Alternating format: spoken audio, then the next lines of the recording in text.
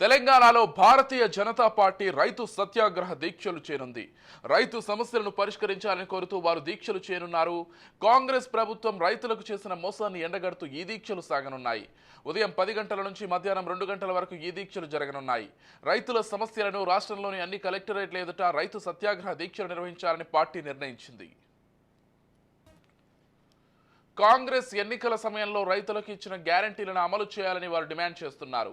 రైతులకు 15,000 భరోసా కింద నగదు చెల్లింపుతో పాటు రైతు కూలీలకు 12,000, వరి క్వింటాల్కు 500 రూపాయల బోనస్, 2 లక్షల రైతు రుణమాఫీ, పంట నష్ట పరిహారాన్ని అందజేయాలని ఈ దీక్షలు చేయనున్నారు. మొత్తంగా ఇదే అంశానికి సంబంధించి మరింత సమాచారం అందించడానికి మా ప్రతినిధి స్వప్న ఫోన్ ద్వారా సిద్ధంగా ఉన్నారు. చెప్పండి స్వప్న, మొత్తంగా తెలంగాణలో భారతీయ జనతా పార్టీ రైతు సత్యాగ్రహ దీక్షలు అయితే చేయనుంది. అంటే రైతుల సమస్యలను పరిష్కరించడమే ప్రధాన లక్ష్యంగా దీనిపై పోరాడనుందని తెలుస్తోంది. ముఖ్యంగా కాంగ్రెస్ ప్రభుత్వాన్ని టార్గెట్ గా చేసుకొని ఈ దీక్షలు చేయనున్నట్లుగా కూడా తెలుస్తోంది. దీనికి సంబంధించిన పూర్తి డీటెయిల్స్ ఏంటి స్వప్న? మొత్తానికైతే రైతులకు మేము అండగా ఉంటాము, ఎట్టి పరిస్థితుల్లోనూ రైతులకు ఇబ్బంది కలిగిస్తే ఊరుకోము అనేటువంటి సంకేతాలను అయితే ఇవ్వదలిచింది.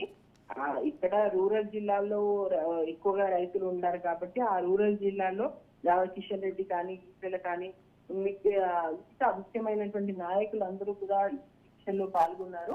అయితే నిన్న 11 గంటల నుంచి 1 గంట వరకే దీక్ష చేసిన ఆ దీక్షకు సంబంధించి వాళ్ళు పెట్టినటువంటి డిమాండ్ ఏవైతే 100 రోజుల తర్వాత పూర్తి చేస్తామని హామీ ఇచ్చారో ఇప్పటి వరకు కూడా ఇంకా పూర్తి చేయలేదు. ఎందుకంటే బీజేపీ వాళ్ళు ముందేం చెప్పారంటే ఇప్పుడే కదా కాంగ్రెస్ అధికారంలోకి వచ్చింది, వాళ్ళకు ఒక 100 రోజులు టైం ఇద్దాము, 100 రోజుల తర్వాత కూడా వాళ్ళు వర్క్ చేయలేకపోతే అప్పుడు నిలదీస్తామని చెప్పారు.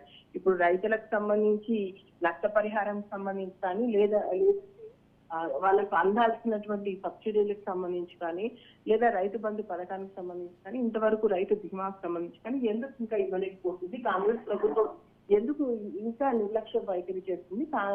రైతులకైతే మేము పూర్తి స్థాయిలో భరోసా ఇస్తున్నాము, ఈ రోజుకి ఇది మాత్రం ఆగదు, ఖచ్చితంగా రైతులకు న్యాయం చేసే వరకు పోరాటం చేస్తామన్నారు. రూరల్ జిల్లాల్లో అయితే రైతులు పెద్ద సంఖ్యలో పాల్గొన్నారు. జిల్లాల వైజ్గా ఆయా జిల్లాల్లో ముఖ్యమైనటువంటి నాయకులు ఆ ప్రాంతాలకు వెళ్లి దీక్షలో పాల్గొనడం జరిగింది.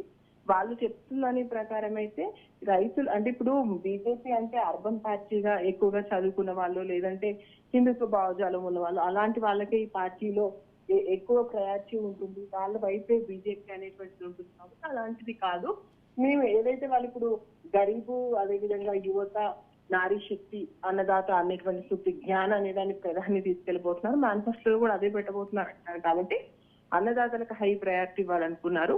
దానిలో భాగంగా నిన్న మాత్రం రైతులకు సంబంధించి మేము ఉన్నాము అనేటువంటి దీక్షలు అయితే చేపట్టారు. ఈ సత్యాగ్రహ దీక్షలు ఇంతటితో ఆగు, రైతులకు న్యాయం చేసే వరకు పోరాడతామని మాత్రం బీజేపీ చెప్తుంది. Right, thank you Swapna.